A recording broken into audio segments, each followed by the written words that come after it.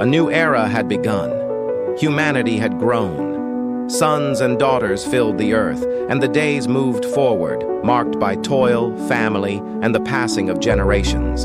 The garden was behind them, but memory remained. The memory of a paradise lost, of a voice that once walked with man in the cool of the day. Now silent. Adam had passed away, but the echo of his fall echoed through every family line. Men lived long lives, their names carved into time: Seth, Enosh, Canaan, Mahalalel, Jared. But among all these names, one would shine differently, a man whose life broke the rhythm of death. Enoch. While others lived and died, Enoch walked with God, day after day, step by step, through faith and intimacy. Enoch chose not to walk with the world, but with his Creator, until one day he was no more. God took him, not through death, but through love. Enoch became the first to be taken alive into the presence of the Almighty, and his absence spoke loudly. He left behind a legacy of hope and of warning. Then came Methuselah, the man who would live longer than any other, and from him came Lamech, and then Noah, a child born in a time when humanity no longer remembered Eden, a time when violence was rising, a time when the earth was growing heavy with sin. But the name of the boy carried a prophecy.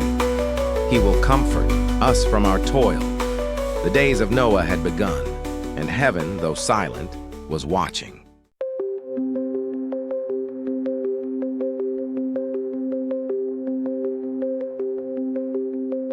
Time passed, and Noah's sons grew. Shem, Ham, and Japheth learned from their father how to honor God, to till the earth, to live with wisdom. But beyond their small circle, the world had changed. Colder, darker, further from the voice of the Creator. As mankind multiplied across the face of the earth, daughters were born, beautiful and radiant, but eyes were watching, not just human eyes, but the eyes of the sons of God, angelic beings who crossed the boundary God had set. They took human women as wives, and from this unholy union, something unnatural was born. The Nephilim, giants on the earth, men of great renown, warriors, famous, but cruel. They built kingdoms, ruled by strength and violence, and they spread a culture of lust, bloodshed, and pride. The world that once whispered with the presence of God now echoed with screams of conquest, of wickedness, of corrupted worship. Creation itself groaned. Injustice spread like wildfire, and the thoughts of men were soaked in evil. And God looked upon the earth. What he saw broke his heart. This was no longer the world he had called good. It had become something twisted. Then the Lord said, "My spirit will not strive with man forever, for he is flesh. His days shall be 120 years." Genesis 6:3. A countdown had begun. The patience of heaven was running out. But in the midst of the darkness, a light still flickered.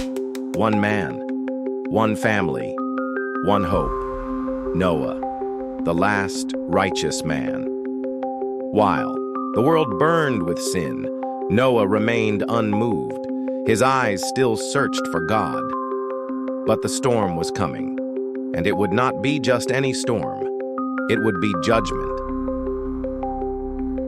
The sound of laughter and violence echoed across the earth. Cities rose without justice. Altars were built, but not for the true God. Children learned to conquer, not to love, to dominate, not to serve. And heaven remained silent.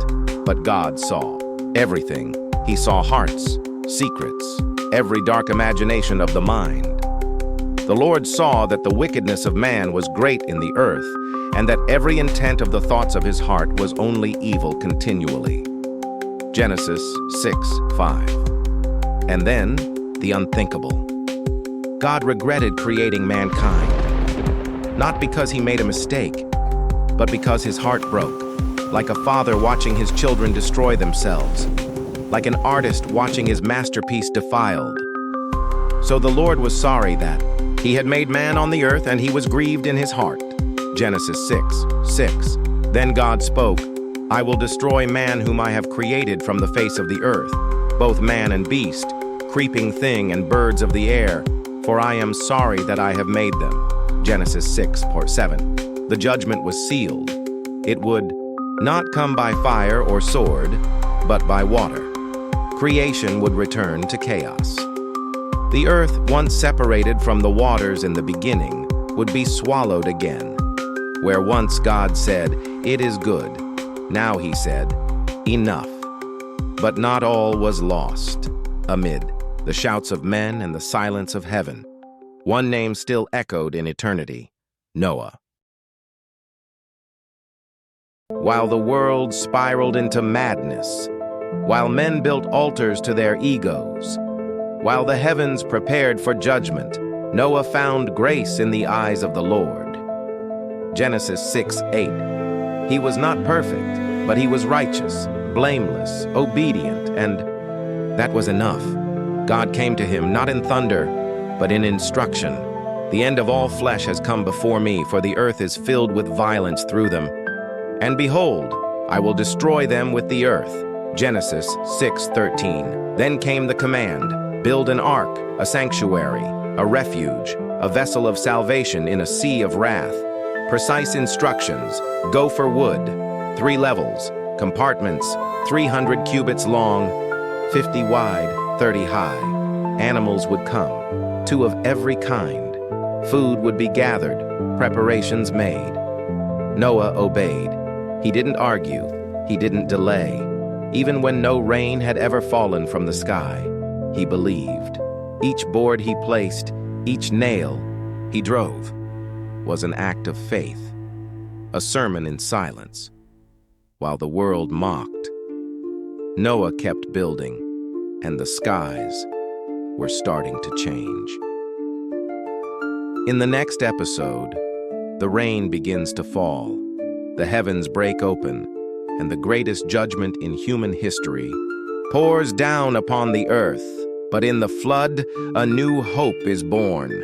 If you made it this far, remember, even in a world drowning in darkness, God always preserves the righteous, and he still speaks to those who choose to listen.